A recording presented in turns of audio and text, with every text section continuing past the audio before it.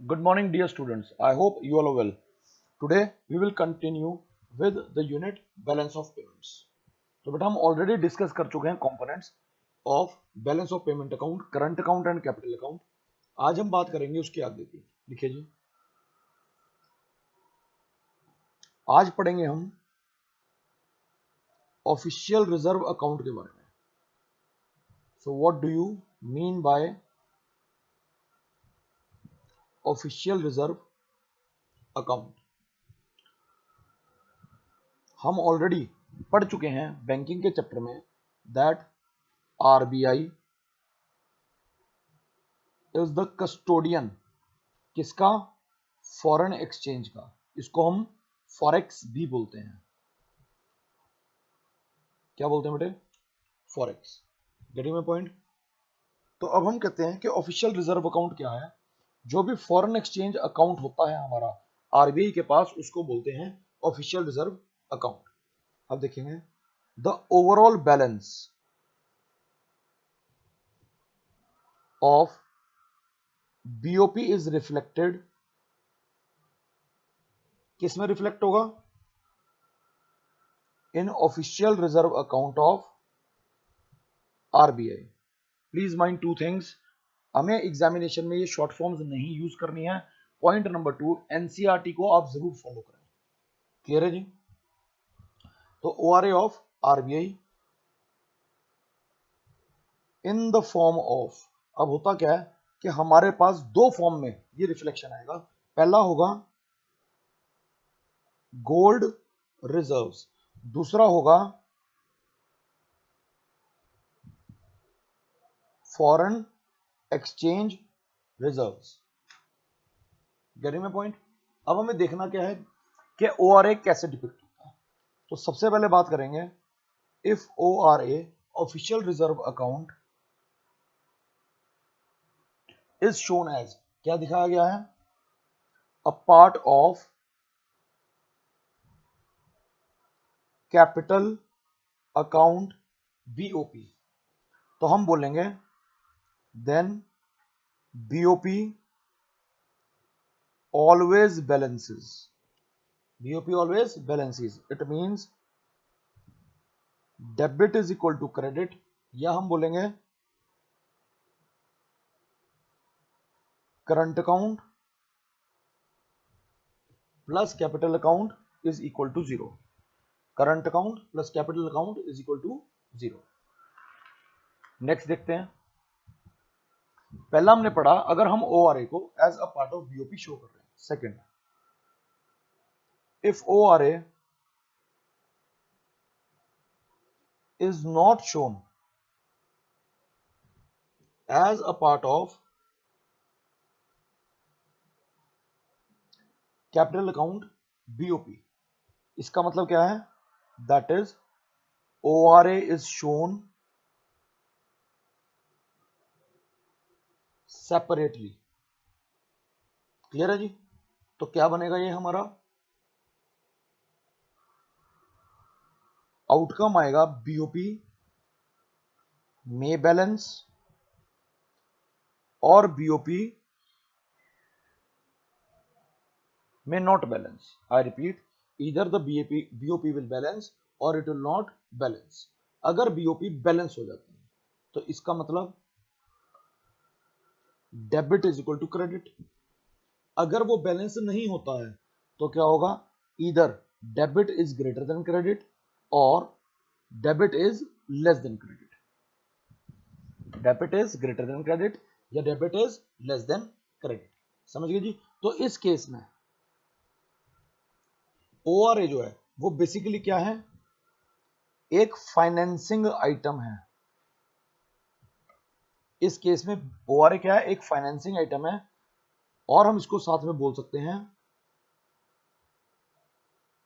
Below the line item, या हम साथ में बोल सकते हैं अकोमोडेटिंग आइटम। अब बात समझिए, जो भी हम करंट अकाउंट ट्रांजैक्शंस और कैपिटल अकाउंट ट्रांजैक्शंस कर रहे हैं एग्जांपल फॉर प्रॉफिट के लिए, तो ये है हमारी अबव द लाइन आइटम्स, या इसको क्या बोलते हैं, ऑटोनॉमस आइटम्स या autonomous transactions.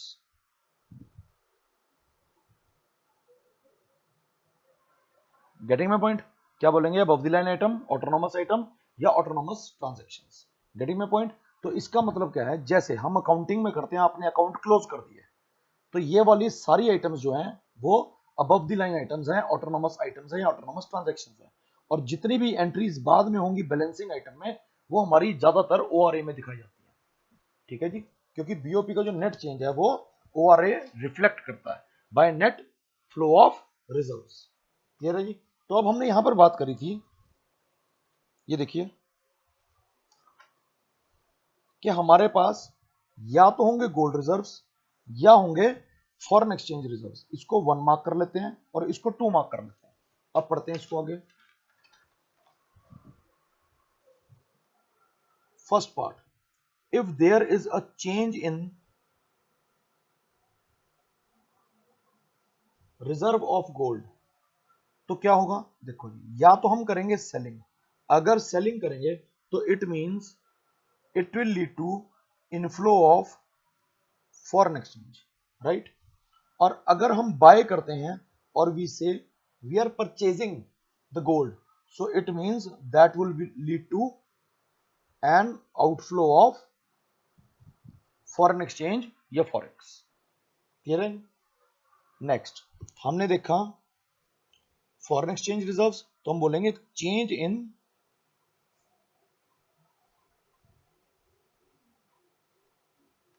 Foreign exchange reserves. Clear है जी? तो अब ये फॉरेन एक्सचेंज रिजर्व्स क्या हैं? This is a financial asset held by the RBI. Clear है जी? और मैं फिर बता रहा हूं, चेंज इन रिजर्व, ये हमने पीछे पॉइंट नोट किया, serves as the financing item, कि आप पैसे का जो डेफिसिट रह गया उसको पूरा कहां से कर रहे हो, ये सरप्लस है उसको एब्जॉर्ब कहां पे कर रहे हो, in India's BOP. Getting my point? अब देखो जब हम फाइनेंसिंग की बात करेंगे तो क्या होगा, फिर से होंगी हमारे पास दो सिचुएशंस। पहला, या तो होगा विड्रॉल फ्रॉम रिजर्व्स या होगा addition to this reserve. Withdrawal from reserves या एडिशन टू दिस रिजर्व। अब मैं आपको ये लॉजिक समझाता हूं एक एग्जांपल के साथ कि होगा क्या, ध्यान से समझिएगा। For example, let's go with an live example. For your birthday party आपने अपने फादर से 5,000 रुपए लिए, राइट। अब आपके पास तीन सिचुएशंस है। पहला, आपने 5,000 लिए और खर्चा आया 5,000, तो debit is equal to credit. Second, आपने लिए थे 5,000 लेकिन जो खर्चा आया वो आया 6,000, इसका मतलब आप 1,000 के डेफिसिट में। थर्ड सिचुएशन, आपने लिए 5,000 लेकिन आपका खर्चा आया 4,000, इसका मतलब अब आप 1,000 के सरप्लस में है। अब होगा क्या, ये जो 1,000 रुपीज है अगर डेफिसिट है, then you will call your father and ask for 1,000 rupees. और यहां पर क्या होगा, you will give back rupees 1,000 to your father. Getting my point? अब फादर हो गया हमारा ऑफिशियल रिजर्व अकाउंट, तो इंपोर्ट एक्सपोर्ट की एंट्रीज होने के बाद अगर हम डेफिसिट में हैं तो हम फादर से पैसा ले रहे हैं, यानी कि ओआरए से पैसा निकाल लिया, तो ओआरए में नेगेटिव एंट्री है और बीओपी में पॉजिटिव एंट्री है। इसका मतलब उसके डेबिट में जाएगी, हमारे क्रेडिट में आएगी, और यहां पर रिवर्स हो जाएगा। ठीक है जी। तो देखिए, तो विड्रॉल फ्रॉम रिजर्व का मतलब क्या है, ये नेगेटिव साइड ऑफ ओआरए में दिखाया जाएगा और ये पॉजिटिव साइड ऑफ बीओपी में दिखाया जाएगा। इसका मतलब नेगेटिव साइड में कब आएगा ओआरए के, when debit is greater than credit, क्योंकि हमें बीओपी में 1000 रुपए की जरूरत है, ये डेफिसिट रह गया देखो। ठीक है जी। और एडिशन टू रिजर्व का मतलब क्या है, एडिशन टू रिजर्व का मतलब है कि ये आएगा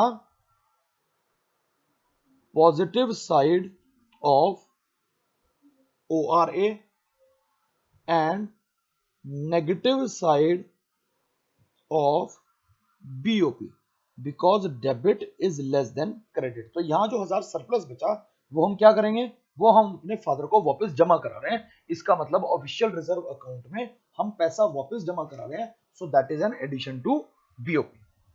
गेटिंग माय पॉइंट। अब बेटा हम एक बेसिक सा न्यूमेरिकल करते हैं जिसमें हम देखेंगे कि बीओपी एनालिसिस क्या है और बीओपी आइडेंटिटी क्या है, यानी कि BOP in accounting sense and BOP in operational sense, कि ये एंट्रीज बेसिकली होती कैसे है। ये एक्चुअल फॉर्मेट नहीं है जो मैच होता है, लेकिन मैं आपको एक तरीका बता रहा हूं कि हम कैसे करते हैं। देखिए जी,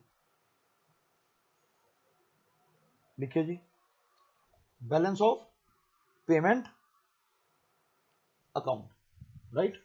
सबसे पहले हम कॉलम बनाएंगे और हम यहां लिखेंगे outflow of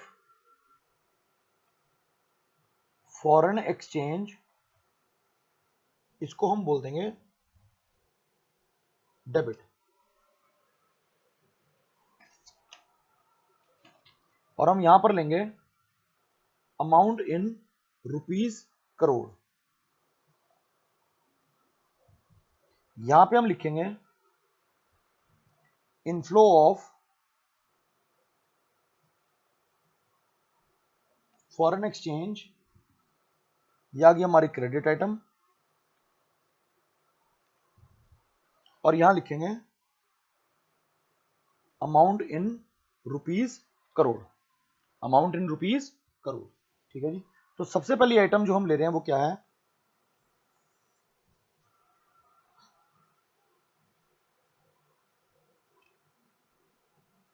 import of goods. क्या है जी, इंपोर्ट ऑफ गुड्स, और ये है मेरे पास 3000। ये डेबिट साइड में क्यों आया, क्योंकि इसमें आउटफ्लो ऑफ फॉरेन एक्सचेंज है। याद कीजिए, in the first lecture I have told you कि हम बीओपी में एंट्री करेंगे ऑन द बेसिस ऑफ सबसे पहले इनफ्लो या आउटफ्लो ऑफ फॉरेन एक्सचेंज, के डेबिट आएगा या क्रेडिट आएगा, करंट और कैपिटल में एसेट लायबिलिटी स्टेटस के हिसाब से, राइट। उसके बाद इधर हम दिखाएंगे एक्सपोर्ट ऑफ गुड्स, यह है बेटे 5000, राइट। नेक्स्ट हम देखेंगे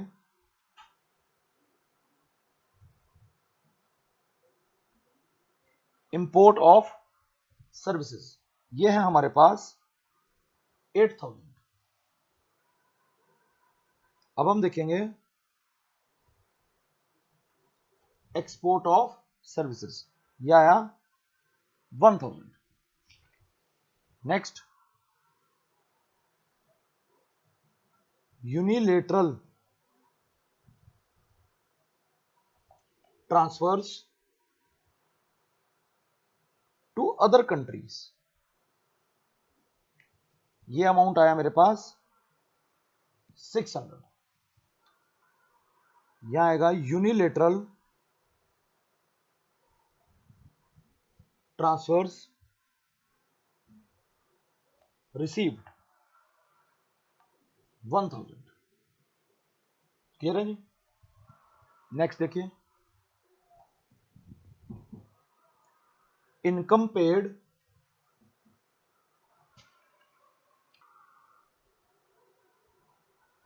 फॉर इन्वेस्टमेंट एंड वर्क, तो ये आ गया हमारे पास 1000। Incomes received from investment and work, ये आ गया हमारे पास 1000. Getting my point? नोट कर लीजिए।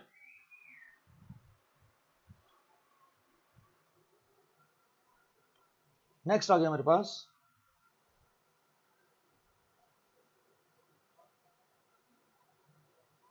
Capital payments. ये है मेरे पास 2000। कितनी है जी? 2000। यहां है मेरे पास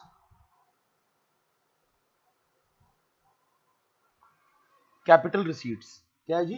capital receipts. This is worth 6600। और अब देखते हैं इसका बाइफर्केशन। पहला है जी FDI worth 2000 crore, loans 2400 and disinvestment equal to 2200। इन तीनों का टोटल हमने बाहर लिया है 6600। Getting my point? अब हमारे पास और कोई भी आइटम नहीं है, तो अब हम यहां पे निकाल लेंगे टोटल पेमेंट्स, यानी कि आउटफ्लो कितना है, और यहां हम निकाल लेंगे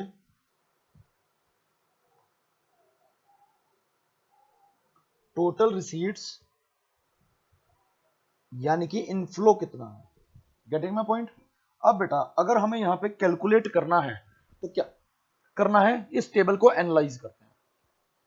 ठीक है जी, आप कैलकुलेट करेंगे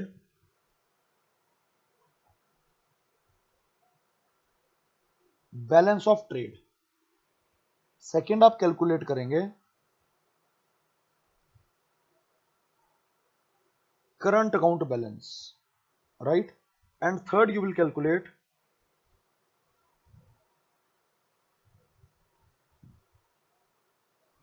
capital account balance. Fourth we will C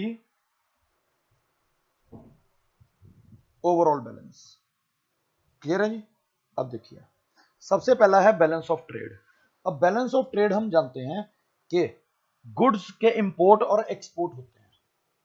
clear है जी? तो आया हमारे पास एक्सपोर्ट है, एक्सपोर्ट यानी कि इनफ्लो हुआ कितना 5000 का और आउटफ्लो हुआ 3000 का, तो हमारे पास बैलेंस आएगा 2000 करोड़। कितना है जी? 2000 करोड़। क्लियर है? अब निकालेंगे करंट अकाउंट बैलेंस। अब करंट अकाउंट बैलेंस निकालने के लिए पहले हम देखते हैं रिसीट्स कितनी है। 5 plus 1 6000 plus 1 7000 plus 1 8000। Clear? Here 3000 plus 8 11000 11600 12600। तो 12600 और यहां पे आया 8000। तो अब देखिए यहां पे 8000 minus 12600, it means minus of 4600 CR. ये माइनस में आ गया, इसका मतलब अब हमारा करंट अकाउंट डेफिसिट है। क्या है? Current account deficit. अब हमने पढ़ा था स्टार्टिंग में that any current account deficit is offset by capital account. तो आइए देखते हैं कैपिटल अकाउंट ट्रांजैक्शंस कितनी है। तो यहां मैं रफ में अपने पास लिख लेता हूं कि मेरे पास जो करंट अकाउंट डेफिसिट है वो आया है 4600। क्लियर है जी? अब मेरे पास कैपिटल पेमेंट है 2000 और कैपिटल रिसीट्स है 6600। तो 6600 minus 2000, 6600 minus 2000 is equal to 4600। अब हम जानते हैं, हमने पढ़ा था current account plus capital account should be equal to 0। Current account plus capital account should be equal to 0। तो हमारा क्या है? करंट अकाउंट है माइनस ऑफ 4600, कैपिटल अकाउंट है 4600, इसका मतलब 0। Getting my point? तो इसका मतलब अगर हम इसके हिसाब से चलें तो हमारा यहां टोटल आएगा 14600 14600, ये हमारी क्लोजिंग एंट्री है इनफ्लो और आउटफ्लो की। क्लियर है जी। ये जो ओवरऑल बैलेंस आपने निकालना है, क्या निकालना है? Overall balance. ये बात क्लियर होगी? तो इसका मतलब ना तो हम सरप्लस में है ना हम डेफिसिट में है, तो अब हमें यहां पे no need of official reserve account या accommodating items. I hope this is clear to you. कोई डाउट है तो बताइए। अब बेटे ध्यान रखिए, आप लेटेस्ट एनसीईआरटी 2021 एडिशन वाली जो है वो आप डाउनलोड कीजिए और उसके अंदर हमें एक एग्जाम्पल दे रखा है बैलेंस ऑफ पेमेंट अकाउंट का, उसको आप समझिए। कोई भी डाउट आता है तो go to comment section, doubt लीजिए and it would be resolved. Clear है? अब आगे देखते हैं। अब हम कहते हैं कि हमारा स्टेटस क्या हो सकता है। ठीक है जी, चाहे है वो बैलेंस ऑफ ट्रेड, चाहे है हमारा बैलेंस ऑफ पेमेंट, ठीक है जी, चाहे है हमारा करंट अकाउंट, चाहे है हमारा कैपिटल अकाउंट। ठीक है जी। तो अब ये सिचुएशंस, ये टाइप्स क्या हो सकती हैं समझिए। एक होती है सिचुएशन बैलेंस्ड। बैलेंस्ड का मतलब होता है कि एक्सपोर्ट और इंपोर्ट इक्वल है, या हम बोलेंगे एक्सपोर्ट माइनस इंपोर्ट क्या हो गया हमारा? Equal to 0। ये केस देखेंगे हम बीओटी में। क्लियर है जी। अब हम देखते हैं सरप्लस। पहले बीओटी में देखते हैं क्या होता है सरप्लस। अब सरप्लस क्या होगा? या हम बोलेंगे फेवरेबल बीओटी। और यहां याद रखिए, जब बीओटी की बात कर रहे हैं तो पे हम सिर्फ गुड्स की बात कर रहे हैं, नॉट ऑफ सर्विसेज। ठीक है जी। तो फेवरेबल का मतलब क्या है? Export is greater than import और export minus import is greater than 0। Clear है जी। ये मान लीजिए ए सिचुएशन, ये बी सिचुएशन और ये सी सिचुएशन। अब हम बोलेंगे डेफिसिट या अनफेवरेबल बीओटी। तो क्या आएगा हमारा? x is greater than less than m, exports is less than import, और हम क्या बोलेंगे? Export minus import is less then 0। Getting my point? अब यहां से आप एक बात समझिए बड़ी सिंपल, क्या हमारे पास बेसिकली दो आउटपुट्स आ सकती हैं। वो क्या होगी?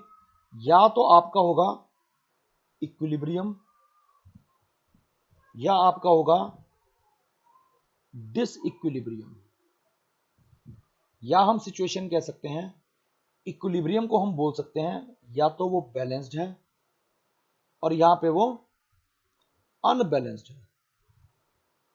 इसका मतलब ये है बैलेंस्ड और ये दोनों हैं हमारे अनबैलेंस्ड। Getting my point? अब बात करेंगे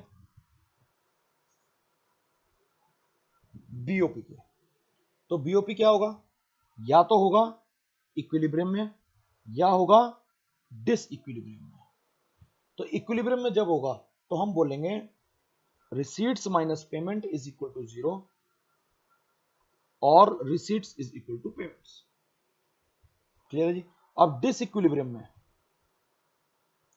या तो वो होगा फेवरेबल या वो होगा अनफेवरेबल। जब वो फेवरेबल होगा या सरप्लस होगा तो हम देखेंगे receipts minus payment is greater than 0 और receipts is greater then payments. जब वो अनफेवरेबल होगा तो उस सिचुएशन को बोलेंगे डेफिसिट। तो receipt minus payment is less then 0 और receipt is less then payments. Getting my point? अब करंट अकाउंट और कैपिटल अकाउंट में भी हम सेम रिसीट्स और पेमेंट्स लेकर चलेंगे। क्लियर है जी। नेक्स्ट हम देखते हैं कि यहां पर बीओपी इन अकाउंटिंग सेंस क्या है और ऑपरेशनल सेंस क्या है। देखिए बीओपी इन अकाउंटिंग सेंस है कि मेरी पेमेंट्स और रिसीट्स मैच होगी 14,600 14,600, so debit is equal to credit. ये होगी हमारी BOP identity in accounting sense. अब व्हाई डज इट बैलेंस? क्योंकि हम उतनी कैपिटल रिसीव्स कर पाए जिसने करंट अकाउंट डेफिसिट को ऑफसेट कर दिया। ये हो गया ऑपरेशनल सेंस, इसको हम बोलेंगे बीओपी एनालिसिस। क्या बोलेंगे बेटा? BOP analysis. अब आगे बढ़ते हैं हम अपने नए टॉपिक की तरफ और देखते हैं सिग्निफिकेंस ऑफ बीओपी अकाउंट। कि एक देश में अगर हम बीओपी अकाउंट बना रहे हैं तो what are the benefits we derive out of it, या बीओपी का जो डाटा रखते हैं उससे हमें क्या बेनिफिट मिलता है। The first benefit we get is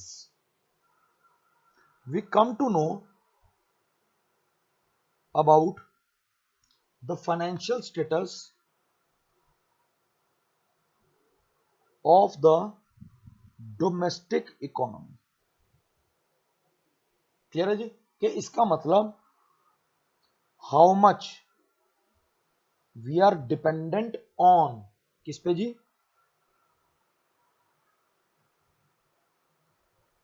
rest of the world. या हम कह सकते हैं हमें पता लगता है बैकवर्डनेस ऑफ इकोनॉमी। क्लियर है जी? सेकंड, हम बात करते हैं कि हमें मालूम चलता है net factor income from abroad. हम जानते हैं फैक्टर इनकम क्या है, the payments done two factors of production. तो कितना रिसीट्स है, कितनी पेमेंट्स है, उसका डिफरेंस हम निकाल देते हैं कि एक्चुअल में कितना है। इसकी डिटेल्स हम पढ़ेंगे in national income. Third, we come to know about export and import का डिफरेंस। तो इसका मतलब if there is a rise in AD तो क्या होगा? It will directly impact what? Income and employment in the economy. Fourth comes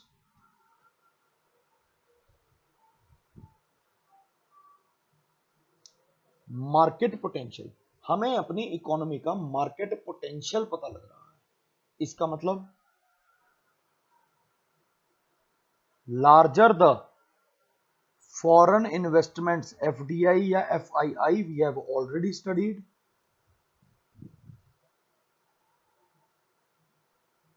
in the economy, it means larger is the potential of our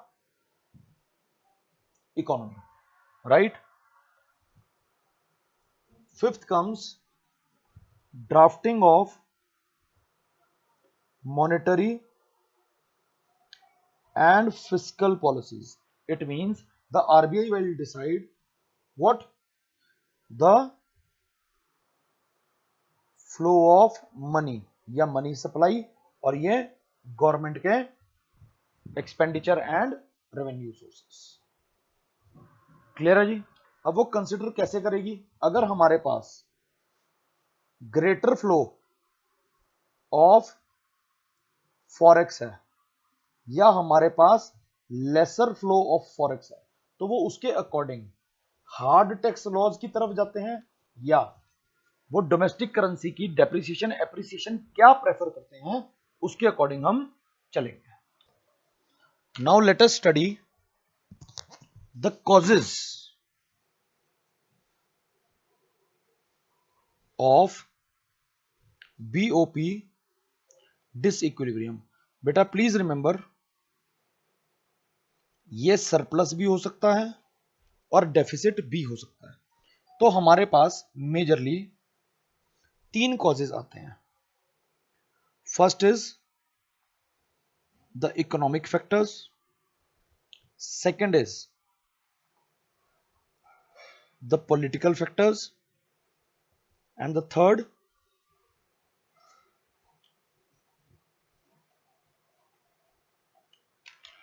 social factors. कौन कौन से तीन है जी? Economic factors, political factors, social factors. आइए इनको discuss करते हैं।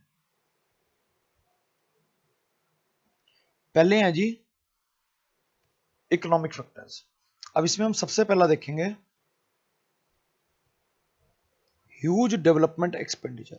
अगर गवर्नमेंट ने बहुत ज्यादा डेवलपमेंट एक्सपेंडिचर कर दिया है, क्लियर है जी, तो उसकी वजह से हो सकता है that we have done more of imports, ताकि हम ज्यादा कैपिटल गुड्स, रॉ मटेरियल या टेक्नोलॉजी ला पाए, तो जिसकी वजह से हो जाएगा deficit in BOP and vice versa. अगर हम डेवलपमेंट एक्सपेंडिचर नहीं कर रहे हैं तो क्या होगा?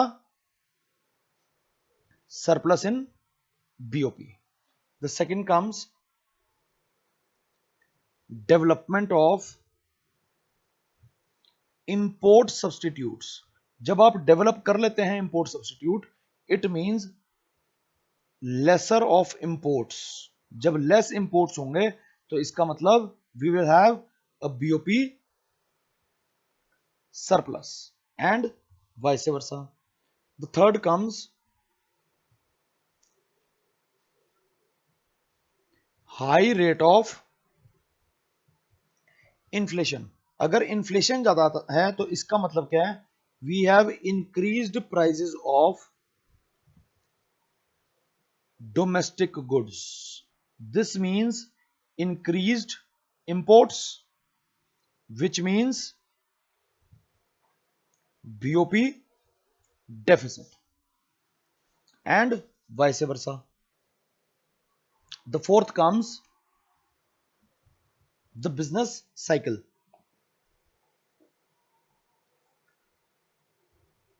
Fourth comes the business cycle.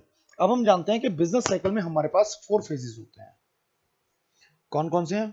Boom, recession, depression, recovery. Clear है जी? अगर मार्केट में बूम है तो इसका मतलब there is a fall in exports, क्योंकि हमारी चीजें महंगी हो चुकी हैं, तो इसका मतलब बीओपी डेफिसिट। और अगर मार्केट में हमारे पास है डिप्रेशन, तो इसका मतलब चीजें सस्ती हैं, तो इसका मतलब increased exports, which will lead to BOP surplus. Getting my point? The fifth economic factor comes change in cost. बड़ी सीधी सी बात है, अगर इंक्रीज है कॉस्ट ऑफ प्रोडक्शन तो उसका मतलब क्या होगा? Increased imports, it means BOP deficit. अगर डिक्रीज्ड है कॉस्ट ऑफ प्रोडक्शन तो इट मींस इंक्रीज्ड एक्सपोर्ट्स, इसका मतलब BOP surplus. Getting my point? Second comes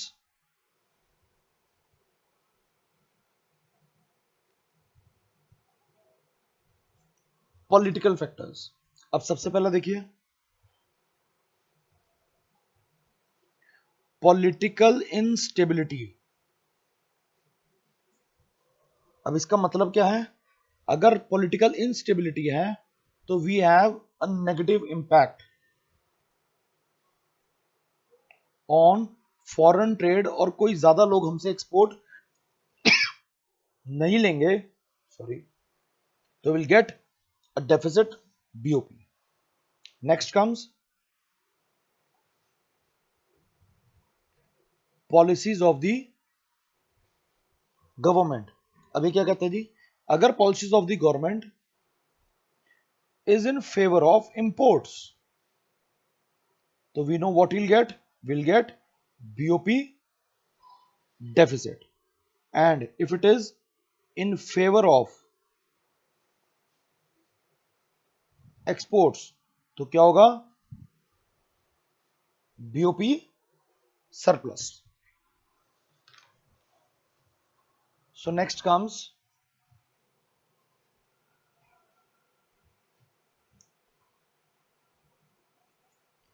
social factors. तो सबसे पहला क्या आ गया हमारे पास,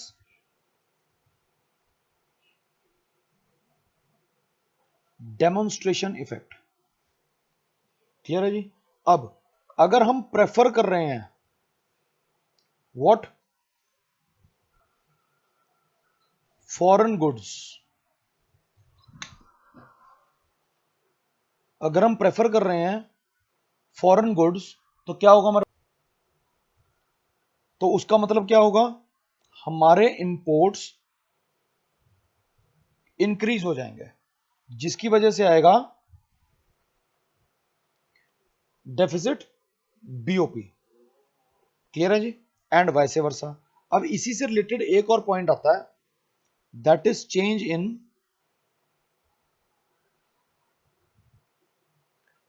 टेस्ट एंड प्रेफरेंसेस. अब क्या होगा, देखिए, a favourable change in demand for domestic goods. तो इसका मतलब इंक्रीज होंगे exports, it means we'll have a BOP surplus, right? Next comes the cross border prejudice.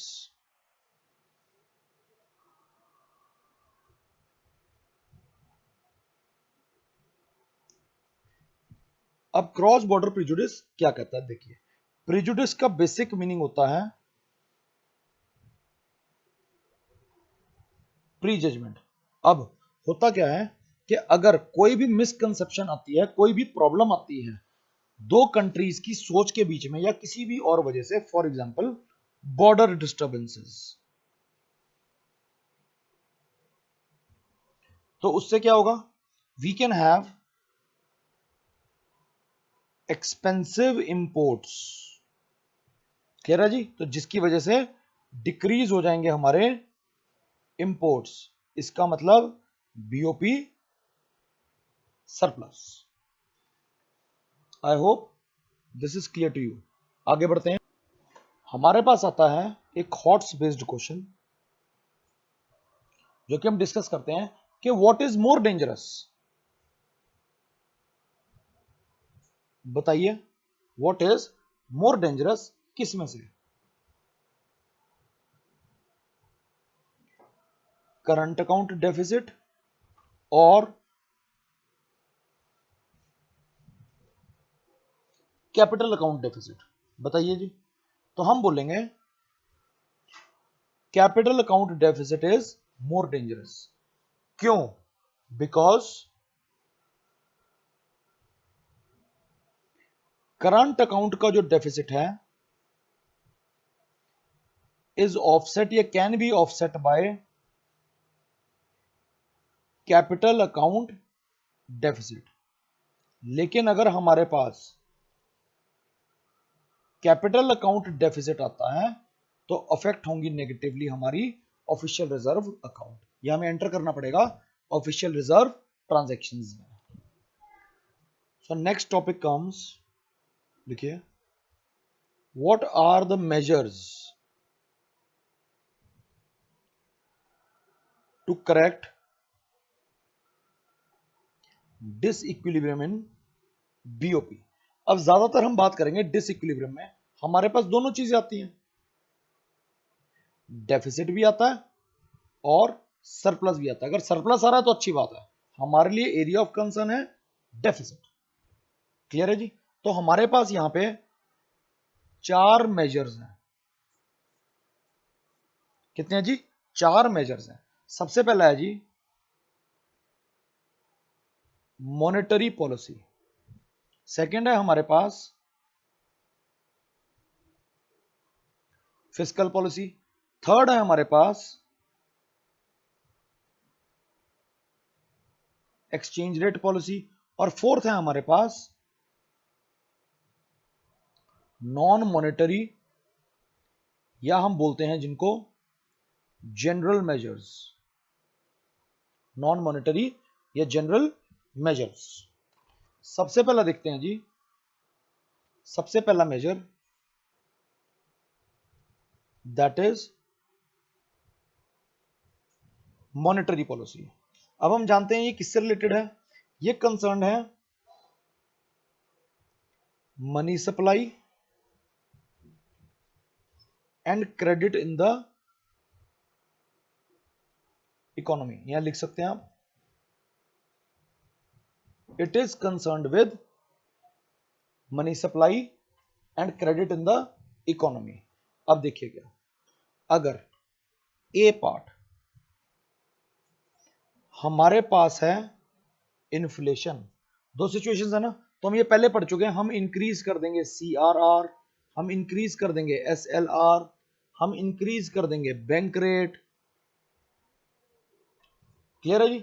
तो इससे क्या होगा, डिक्रीज होगी इन्फ्लेशन, उससे क्या होगा, डिक्रीज होंगे प्राइजेस, कहां पे, इन दी डोमेस्टिक इकोनॉमी। क्लियर है जी? तो इसका मतलब इंक्रीज होगी demand of domestic goods in foreign market. इसका मतलब इंक्रीज होंगे हमारे exports. Getting my point? Next देखिए, अगर हमारे पास डिफ्लेशन है तो क्या होगा, हम इंक्रीज कर सकते हैं इन्वेस्टमेंट, जिसकी वजह से इंक्रीज होगी प्रोडक्शन, हम अचीव करेंगे इकोनॉमीज ऑफ स्केल, यानी कि benefits of large scale production. इसका मतलब डिक्रीज होगी कॉस्ट, इट मींस इंक्रीज होंगे एक्सपोर्ट्स। क्लियर है जी? Next comes fiscal policy. I hope आपको ये बताने की जरूरत नहीं है, लेकिन मैं फिर भी बता देता हूं, it is related to what, income and expenditure of the government. Clear है जी? अब इसमें फिर से हम दो एस्पेक्ट्स देखेंगे।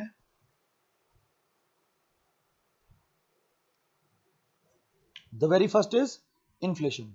अगर इन्फ्लेशन है तो क्या होगा, गवर्नमेंट प्रेजेंट करेगी सरप्लस बजट। इसका मतलब इंक्रीज होंगे टैक्सेस, इसका मतलब डिक्रीज होगी कंजम्पशन, तो इंक्रीज होगा हमारा एक्सपोर्ट सरप्लस। क्लियर है जी? और गवर्नमेंट क्या कर सकती है, इंपोज या increase what, import tariffs. Clear है जी? टैरिफ यानी कि टैक्स, जितना ज्यादा टैक्स होगा उतनी चीज महंगी पड़ेगी, हम इंपोर्ट कम करेंगे। Next comes deflation. अब ये क्या कहता है जी, अब यहां पर गवर्नमेंट शो करेगी या प्रेजेंट करेगी डेफिसिट बजट। क्लियर है जी? इसका मतलब कहते हैं इजी फिस्कल पॉलिसी, जिससे क्या होगा, डिक्रीज होगा टैक्स रेट, इसका मतलब इंक्रीज होगी प्रोडक्शन, इसका मतलब इंक्रीज होगा एक्सपोर्ट सरप्लस, और हम आ जाएंगे बेनिफिट में। क्लियर है? थर्ड कम्स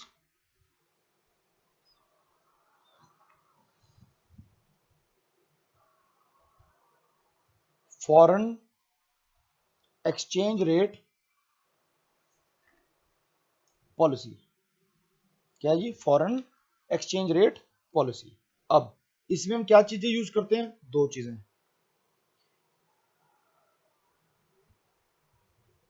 डिवैल्यूएशन,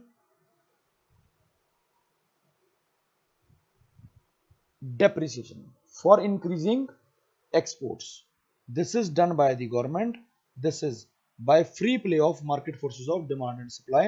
ये हम अपने नेक्स्ट चैप्टर में डिस्कस करेंगे।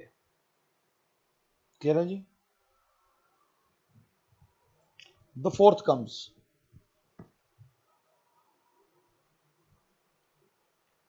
नॉन मॉनेटरी और जनरल मेजर्स। क्लियर है जी? अभी क्या है? सबसे पहले हैं टैरिफ, ये हम ऑलरेडी पढ़ चुके हैं। क्लियर है? सेकंड कोटाज, कोटाज हम ऑलरेडी डिस्कस कर चुके हैं कि ये क्वांटिटेटिव रिस्ट्रिक्शंस होती हैं। तो जब भी हमारे पास डेफिसिट बीओपी है तो हम इंपोर्ट के ऊपर ये क्वांटिटेटिव के कितनी क्वांटिटी आप इंपोर्ट कर सकते हैं उसके ऊपर रिस्ट्रिक्शन लगा देंगे।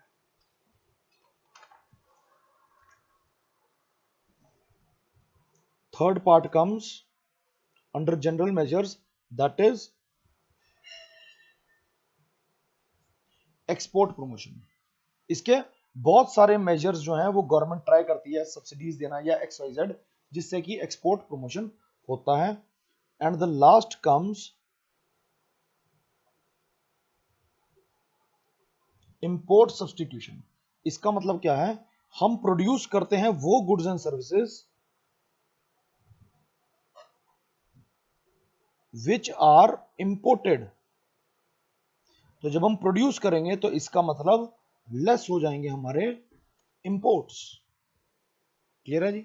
इसका मतलब हम अचीव कर सकते हैं सरप्लस बीओपी, या हम क्या कह सकते हैं, और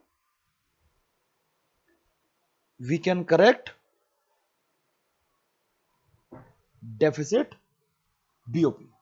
अब बेटा ये लास्ट पॉइंट आ गया आज हमारी डिस्कशन का। अभी तक हमने डिस्कस किया बीओपी, करंट अकाउंट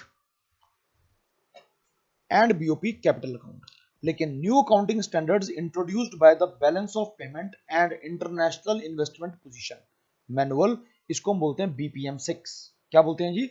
BPM 6, यानी कि बैलेंस ऑफ पेमेंट मैनुअल 6। तो RBI has made changes in the structure of BOP account. तो अकॉर्डिंग टू न्यू क्लासिफिकेशन अब हम करंट अकाउंट, फाइनेंशियल अकाउंट और कैपिटल अकाउंट बनाते हैं। इसका मतलब कैपिटल अकाउंट में जो हमारी फाइनेंशियल एसेट्स और बॉन्ड्स हैं उसको हमने अलग कर दिया, FDI और FII को। क्लियर जी? तो तीन अकाउंट है, करंट अकाउंट, फाइनेंशियल अकाउंट और capital account. However RBI continues to publish the BOP account as per old system, that is जो अभी हमने डिस्कस किया है, और इसकी डिटेल्स गिवन है हमें BPM 6 में, balance of payment manual published in by RBI इन सितंबर 2010। So dear students, thanks for the day. आपके कोई भी जेन्युइन डाउट हैं तो कमेंट सेक्शन में जाइए, पूछिए, and they would be resolved. Do not forget to subscribe the channel for detailed knowledge of your economics. Thank you and have a nice day.